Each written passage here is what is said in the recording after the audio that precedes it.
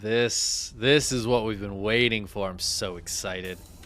All right. Spawning in the lower left-hand corner of Royal Blood, we have the red Protoss player. It is SOS. So excited to get to cast this guy. One of my favorite Protosses of all time. A huge brain and a build creator. His opponent in the upper right-hand corner, one of my favorite Terrans of all time, with a huge brain and a big build creator. Oh my god, this is the matchup of the century right here. It's GuMiho. Both of these guys, they're thinkers, you know, they're thinkers. They sit on the toilet and they come up with builds. Some of you guys, you look at your phone. Some of us read shampoo bottles. Some people bring books in there. These guys, they bring their pencil. All right, they put it behind their ear. When they get an idea, they grab a piece of toilet paper, they write it down. Because a lot of their builds come straight out of the toilet. You know what I mean? It's a beautiful thing. We are playing on old maps, on the old patch, but this is a current game. It's just that Blizzard decided not to patch the Korean region or the European region. So, right now we're playing this on the Asia server where there is no patch, and we're on old maps. Hopefully in the next few days, maybe even tomorrow, we'll get to see those regions patched.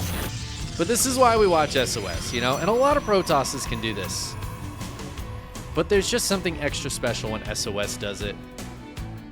I think we've all gotten really used to seeing Hero a lot recently, and Hero is another person who maybe is a little more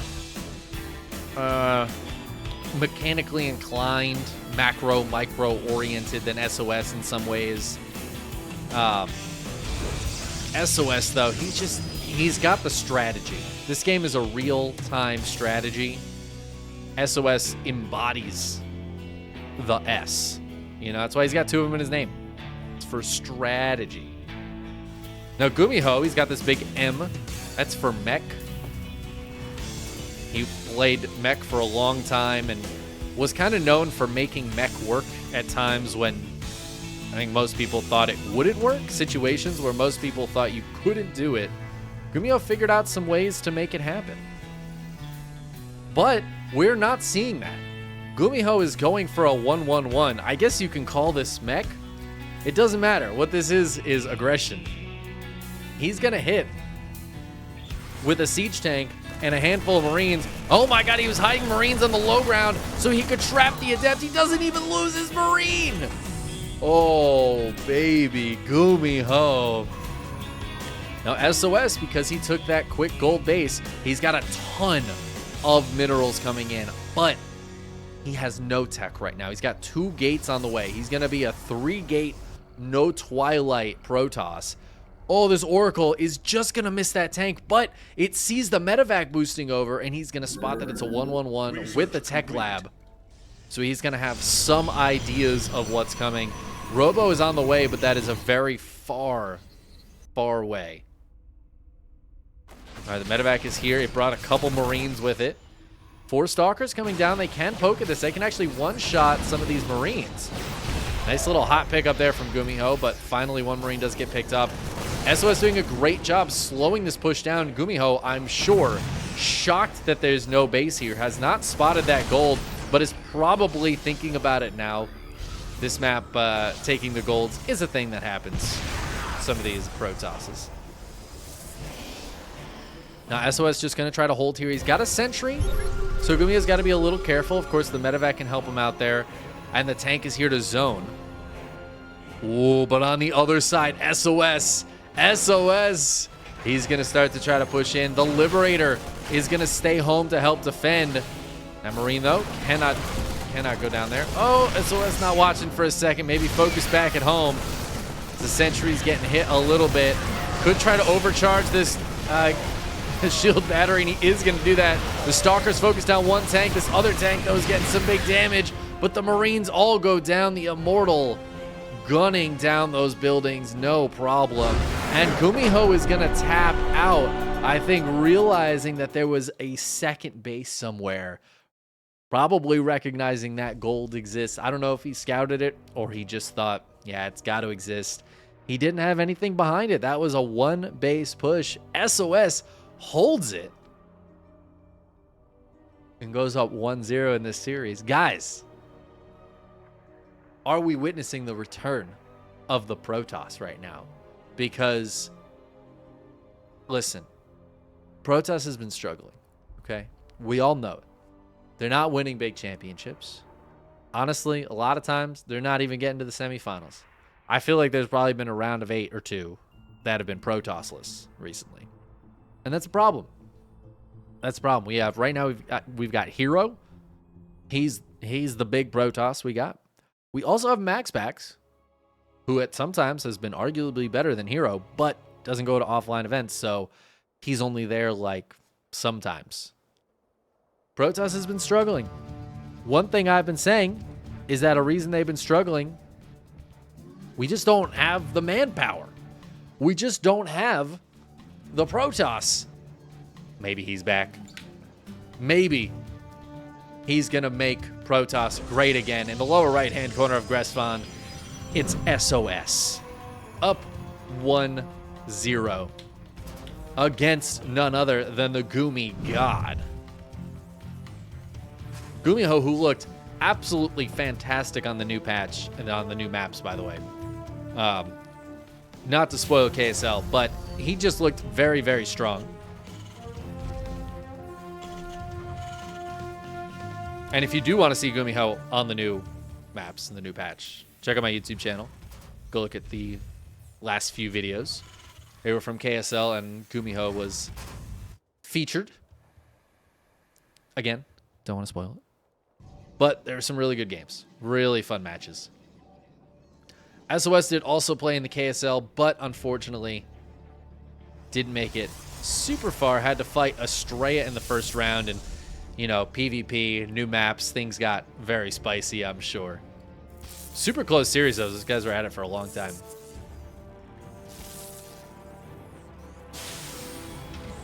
I'm excited to see GuMiho, like, busting out a 1-1-1 hyper-aggressive one-base build against SOS. It's such a strong choice from GuMiho, who absolutely knows the kind of player SOS is. There's like a 50-50 chance that SOS was also one-basing him in the last game, you know? It's such a weird gambly move out of GuMiho, but I love it because he is that kind of player sometimes. He can be that kind of player, which is what makes him so scary to go up against.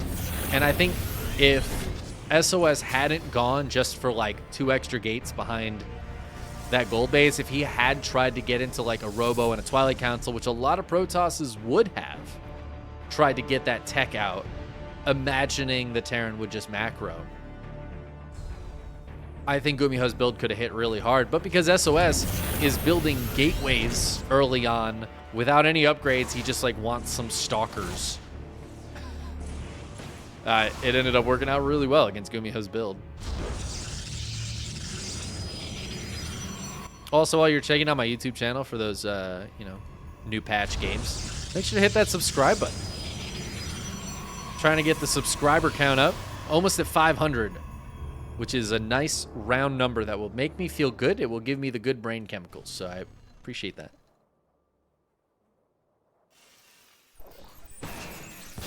Now, this is kind of cool because of the pro players in today's bracket, this match represents the highest seed and the lowest seed of the pro players. SOS, of course, longtime pro player, took a break. I believe he did his military service in Korea. He's been back for a little while, but we haven't seen a ton of him. You know, I run a weekly Korean StarCraft event, and the first time he played was last week, so he hasn't been playing a ton. But he has been around a little bit. Hold on just a moment here while GuMiho decides to try to roast some probies. He comes in, goes out. Can't explain it. But yeah, SOS hasn't played a ton. It's good to see him coming back and feeling strong. I mean, taking game 1, obviously it was a weird game. But man, that still bodes well for him, doesn't it? He was doing some funky stuff. This game might be more of a tell of the form SOS is in. but he's the lowest seed of the pro players in today's bracket. And GuMiho's the #1 seed. So we have the extremes. It's very cool to see these guys going up against each other. This would be a huge upset, honestly, if SOS beat GuMiho. GuMiho's had a very good year. And, I mean, the only, like, excuse I could see for GuMiho, you know, losing to SOS here would be maybe he's been playing too much on the new patch or something. But, well, GuMiho's trying to get a little funky with it here. He's got the tank Marine drop in the main while the Reapers and Hellions hit in the natural. He's starting to get some big probe damage, actually. 9 probes have gone down this game. We don't have the kill count over here, but oh, the medevac's going to go down. These units are trapped. There's no recall for the Terran. But he's just going to try to trade out while he can. Stalker a little far away from that shield battery will go down, and SOS is going to clean this up, but GuMiho got some okay trades. I think once he loses these Marines, it's going to be a little bit closer. Still pretty reasonable, though. 9 probes is pretty nice. 5 Stalkers kind of makes up for, you know, losing a tank and a medevac, that kind of stuff. It is a lot of gas here for GuMiho, though. And it also means that his standing army isn't exactly super powerful, but he's getting into a couple more tanks here, actually continuing the tank production. And Marines are going to get stim and +1 in the not-too-distant future. That being said, GuMiho's not going to have much power for a move-out. I'm sure he'll wait for stim +1 and maybe even combat shields if he swaps this over. He's on 4 racks. It's such a weird number. It's funny, I'm so used to seeing 3 Raxes, 2 Raxes, 3 Raxes, or 5 Raxes, but 4 is an odd number. SOS in the meantime getting into charge and Thermal Lance, so neither player really looking to engage too much in the next few minutes. Just going to be some light harassment here from SOS as he drops the 4 Stalkers into the main base. 4 Stalkers can one-shot an SCV. He missed a couple shots here, though, so only getting a couple of them. But the lost mining time is always nice. And these Stalkers should be able to get out. There's no Vikings at the moment to handle a Warp Prism. So he's just going to sneak out of there.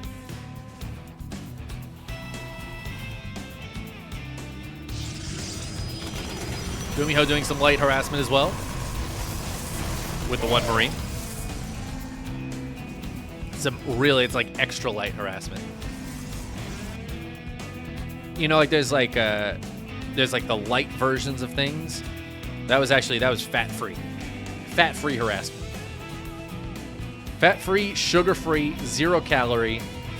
You're like, how is there anything in this? How can this have 0 calories when there's all this like flavor? Ooh, big blink forward there from SOS. He gets the Raven, but the Raven gets the interference matrix off first. The Colossus, though, going to get back to a shield battery and the Guardian shield, and it'll come out of that interference matrix a little low on hit points, but alive. That being said, GuMiho is here with 4 siege tanks trying to push up this ramp. Starting to shell away at some of these units. The tanks siege up a little closer. Super shield battery going to turn on. SOS is so bunched, though. He's going to try to blink out of it a little bit, but the Colossi getting targeted by the tanks. However, charge seems to be done, but it's not going to be enough here for SOS. And GuMiho's going to push through that army. 7 army supply left for SOS, and this looks like a victory for our Terran player, who doesn't have a 3rd base behind this. So SOS is going to try to hold in the natural. I just don't think it's going to be enough here for our brilliant Protoss. The power of the Terran is just a little too much. The tank's even getting repaired up in the back. It's a beautiful sight. Stalkers go down. Colossus is barely alive. Bio reinforcements are showing up, and GG is getting called. GuMiho is going to tie up the series with a very nice 2-base timing attack. Some decent moves from SOS there, but I think he got just caught surprised by how many siege tanks there were. 4 tanks for a 2-base attack like that is very substantial. That was a lot of damage output from GuMiho, and I think in that situation you need to Just have like a big charge lot surround or something. But SOS did get kind of caught out in the middle.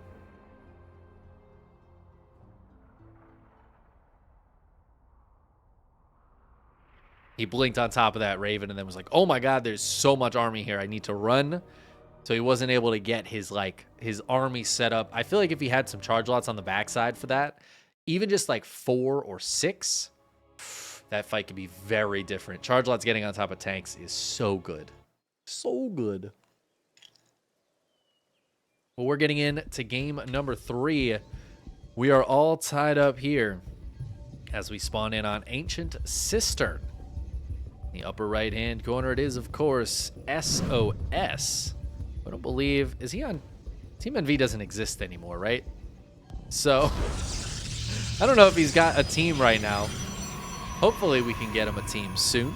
His opponent lower left-hand corner. Also, still teamless. It's GuMiho. Honestly, who needs a team? Clearly not these guys. GuMiho's sending a very fast SCV out. This could be to proxy a barracks. It could be to put down an engineering bay. I was trying to give him the benefit of the doubt that maybe he was just going to NG bay block, but it's GuMiho, so why would he do such a thing? And SOS is scouting for a proxy racks. Oh my god. These guys must just know each other so well, and there he is. He finds it, and now GuMiho, pants down. Pants around the ankles. Pants on the ground, looking like a fool with your pants on the ground. That's that song SOS is singing to GuMiho right now. Probe getting very low, but the probe will regen those shields, and it'll come back. This SCV is on 10 hit points. Can only take 2 more shots, and that is going to be a not complete barracks.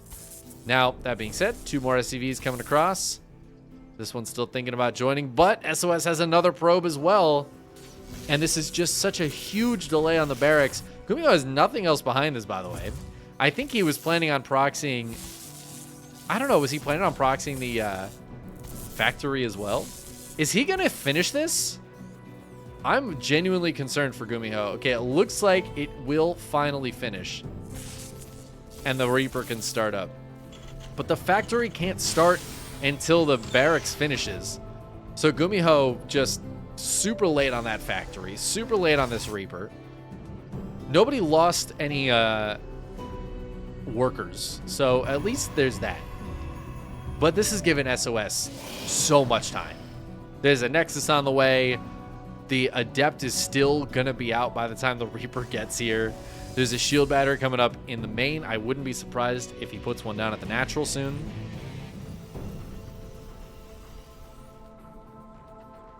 And GuMiho's just caught in a bad spot. I mean, this is just a... His build order timings now are so late. They're closer to what my build order timings are than what GuMiho wanted them to be, you know? And, like, that's bad. That is not good. This pylon is super annoying as well. So this pylon, it might just look silly. It's specifically so that the Adept can get in if SOS wants to cancel it. But it looks like he's going to go ahead and not and send the Adept away. The Adept is going to find the other Reaper heading out.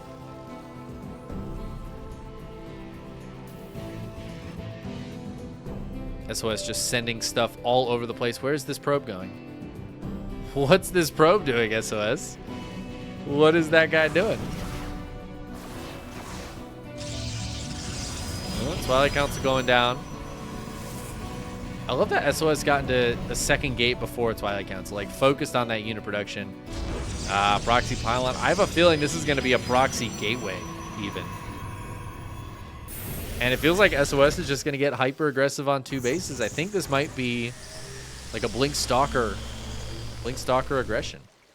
Oh, maybe it won't be a proxy gate. The probe is going to sacrifice itself. GuMiho hoping he could get in with like a Hellion and some Reapers, but SOS doing a great job defending back at home for now. Probe is spotting up the ramp. Actually, it did see that CC. Oh my god, he's just going to put the pylon right there?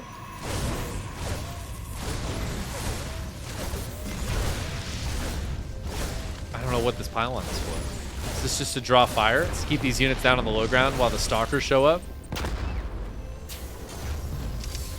Couple Widow Mines do pop out for GuMiho. SOS needs to be careful. Oh my god. Playing with fire here. GuMiho, though, is going to go for a 4 Widow Mine drop, hoping he can hold against this aggression with the limited units he has. He really doesn't have much production right now. There is a Liberator heading in. SOS on his side might be in some trouble, but that's not happening just yet. That Liberator's starting to hit, but SCVs are getting pulled right now for GuMiho, and that is a big problem. The Liberator is stopping some mining, getting a couple of kills, but there's a lot of damage happening over here. Neuro, thank you so much for the raid. You're here just in time. This game's getting wild. That being said, the Stalkers got pinned. 2 of them are going to fall before the recall goes off. Oh, the Widow Mine drop came in. SOS pulling away, pulling away. Oh, the armory is done as well. Oh my god, these Widow Mines are permanently cloaked. However, there is a robo, so detection is imminent. But he needs to remember to pull these probes away very soon. Okay, let's take a look. What probe damage got done? 11 kills. Honestly, for all of this investment, I don't know if that's great. But only 5 SCVs went down on the other side of the map. And if we take a look at the overall trades, it is better for GuMiho. I think at the end of the day, SOS is still in a better spot, though. GuMiho just spent a lot of money, all that money, on units that don't really affect later on in the game, whereas the Stalkers SOS built are going to be very useful. And, you know, he's got Blink already for these Stalkers, so they're going to be solid units. At the end of the day, SOS was up a few workers still. This feels like a very even game, though. If none of this damage had happened and we rewound like a minute, this would just be like a normal game state. SOS is taking a third. GuMiho is going to come back in with that last Widow Mine as the medevac, I think it's the same one, just like circled around. The Stalkers want to blink in, but they got to be very careful. There's a siege tank there. Not a lot of Marine presence, though, so the Stalkers are going to find their way in. Widow Mine drop also going to find its way in. SOS. GuMiho also not watching, but SOS really not watching. Oh, no. And down go quite a few probes there. Yeah, that looks like, was that 6 more probes? Some nice kills. A few more SCVs went down as well, though. I assume those Stalkers got out of there, but... Oh, yeah, there's the War Prism. There is that War Prism. Tank is here, but because the Prism is here, the Stalkers just go to the back of the base. GuMiho could try to shut down. He doesn't have the energy for it. Actually, Stalkers blink forward to get the Prism. 1 Stalker goes down, but to kill that Raven, that is absolutely worth it. Not to kill the Prism. Words are hard, guys. Listen. Observer? It's coming. Is he going to be there in time?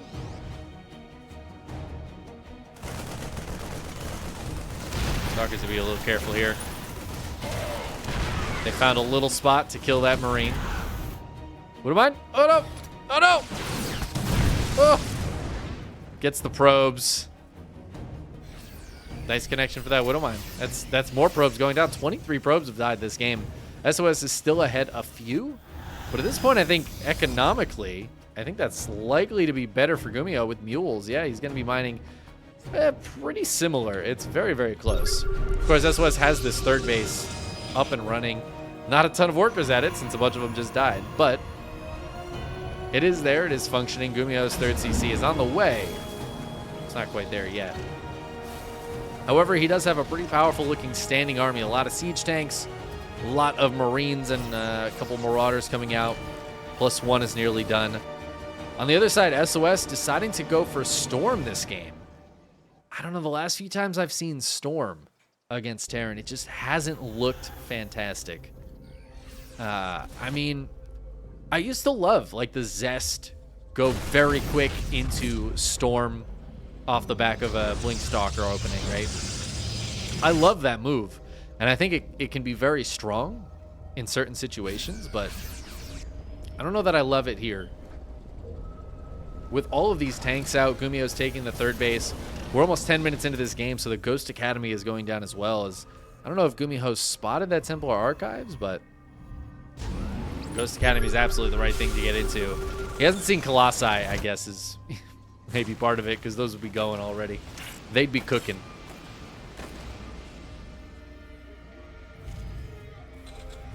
But now we get a proper macro game out of these two. Last game, GuMiho going for a big 2-base push. Game 1, GuMiho went for a 1-base all-in against the gold base opening from SOS. This is an exciting series. I love these guys, man. But game 3, we really get to see the macro, and I'm very excited to see that specifically from SOS, who we just haven't gotten to see a lot of lately. Oh, the High Templar drops a Storm before going down, killing the Marines that were chasing it. Ends up working beautifully. There's another High Templar in here as well. Oh, he storms on the SCVs, those poor boys. But it looks like this Prism is going to go down to the Stim Marines. No more Storms coming out of it. But at the same time, SOS hitting the third as all of those units went up into the base to deal with that harassment. And GuMiho lost a bunch of workers there. Oh my god, we don't have the little game heart ticker, but he's down to 42. That was a huge amount of damage for SOS. And the vast majority of his army here, his normal standing army, is just fine. He lost those units in the main base, lost the Prism, but the attack here went beautifully. Pushed this base away, and now GuMiho, he's in a tough spot. He's down a lot of supply. SOS is looking good. And GuMiho's out on the map with his bio, but it is very dangerous. What's scary for these High Templar are the ghosts, yes, but also the tanks. If you have a couple of tanks with this army, the High Templar, they can get focus fired. If they don't get EMP, they might just get blapped by the tanks. They are very weak units. And as GuMiho moves around the top side, SOS is going to come into this third base once again. He might try to focus this down, or he could just leave. He might want to recall. I don't know if he's recognized that there's just no army here. GuMiho's army is about to hit the natural. These zealots that are chilling here are actually going to be the first ones to figure it out. There's the recall on a handful of units. It's enough to push GuMiho away, and now SOS is on the chase. He's got the Prism nearby. He's going to try to land the Storms. Can he get them? Ooh, GuMiho, clutch reaction there. Oh my god, almost kills that Prism. But GuMiho does get out of there, at least for now. But these medevacs, the Stalkers blink forward. They don't have a boost yet. Oh, one goes down. The Stalkers shooting the threes, killing one of those medevacs, and GuMiho still in an awful spot, down 30 supply. I will say SOS on 4 bases, but 59 probes. Definitely got to keep that probe production up. But he's getting into Colossi now. His army is becoming proper strong. Bite. Ooh, this Observer is improperly placed. And SOS is going to feel the pain of a double drop in his main base. And he already used his recall. It's only halfway off a cooldown. He's going to have to warp in back at home and hope that he's going to be able to have enough warp-ins.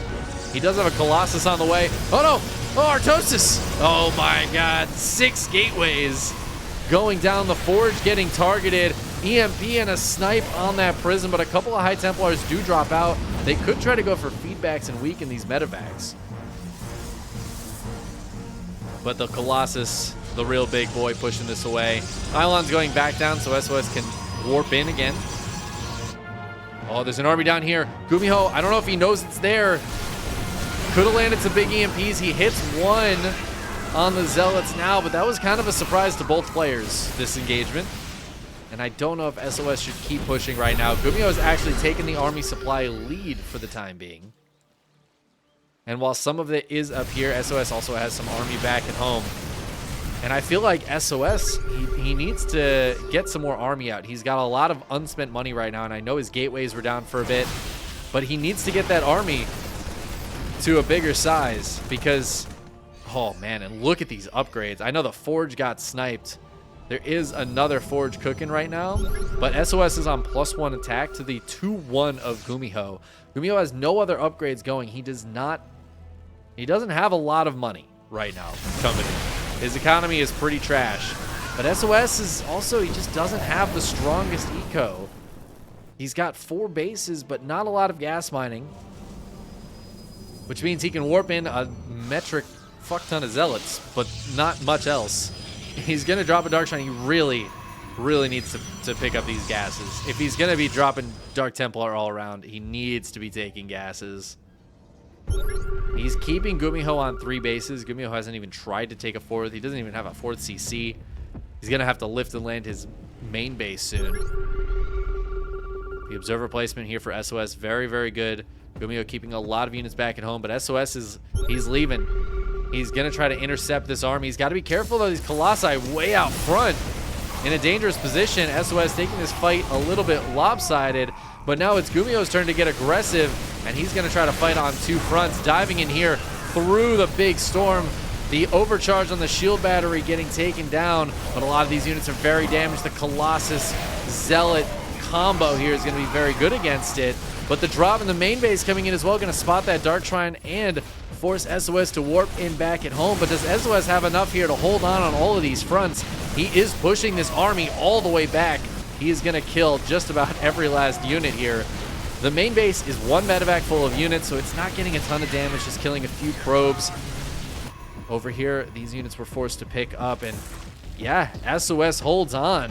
The army supply is still very similar at the end of the day. Lots of good trading there for GuMiho, but GuMiho's economy can't support that kind of trading like SOS can.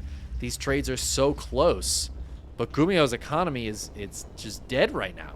He's floating his main base because there's no more minerals for it to mine.